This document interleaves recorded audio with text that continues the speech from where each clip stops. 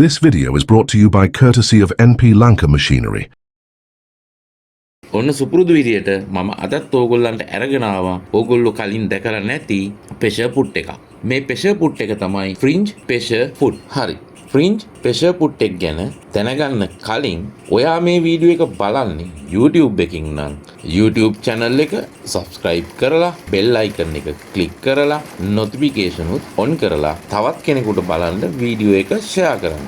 ඔයා මේ වීඩියෝ එක බලන්නේ Facebook page එකකින් නම් Facebook page එකට like කරලා Facebook page එක follow කරලා ඔයාගේ profile එකට මේ වීඩියෝ එක share කරන්න. මේ fringe pressure put එකේ ඕගලන්ට පුට් එක දැක්ක ගමන් දකින්න පුළුවන් ඉන්දිකටුව වැඩ කරන ඒරියා එකේ. ඒ කියන්නේ ඉන්දිකටුව පුට් එක හරහා යටට බහින කොටසේ තරමක් ඉහළට උස්සපු කොටසක් පේන්න තියෙනවා. එතකොට ඔයා යම්කිසි සික්සැක් මෝස්තරයක් යොදාගෙන මහනකොට ඉන්දිකටුවේ නූල රෙද්දට හේතු වෙන්නේ නැතුව රෙද්දට වඩා උඩින් රෙද්දෙන් උඩට ඉස්සිලා තමයි මැහෙන්නේ. එතකොට ඔයා මහගෙන යන පාත් එක දිගේ ඔයා මහපු මැස්ම රෙද්දට වඩා උසින් දැක ගන්න පුළුවන්. එම්බ්‍රොයිඩින් කරන අයට තමන්ගේ එම්බ්‍රොයිඩින් නිර්මාණය තවදුරටත් ලස්සන කරගන්න මේ පුට් එක පාවිච්චි කරන්න පුළුවන්. ඒ වගේම පැච් වර්ක් කරන අයට ඒගොල්ලන්ටත් මේ පුට් එක තමන්ගේ නිර්මාණය තවදුරටත් වර්ධනය කරගන්න පාවිච්චි කරන්න පුළුවන්.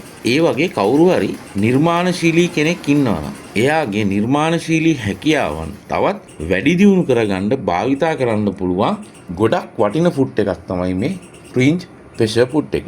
අන්තර්ජාලය ඇතුලේ Facebook එකේ YouTube එකේ නැත්නම් Google කරලා බලා ගන්න පුළුවන් මේ පුට් එක පාවිච්චි කරලා කරන දේවල් ගැන තියෙන ටියුටෝරියල්.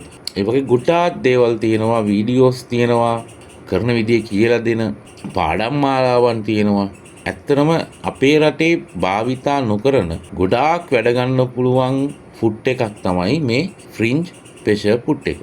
ඉතින් මේ ෆ්‍රින්ජ් පුට් එකකින් ඒක භාවිතා කරලා මහනකොට ඉදිකටුවේ නූල දැන් අපි සික්සැක් මොස්තරයක් මහනවා. ඒක රෙද්දට හේතු වෙන්නේ නැහැ. නිකන් උඩ බුරුලට තමයි සෙට් වෙලා තියෙන්නේ. ඉතින් මේකෙන් කරන්න පුළුවන් දේවල් වල පරාසය කොච්චරද කියනවනම් සමහරක් මොස්තර වලට මේ විදිහට මේ නූල තියලා පාවිච්චි කරන්න පුළුවන්.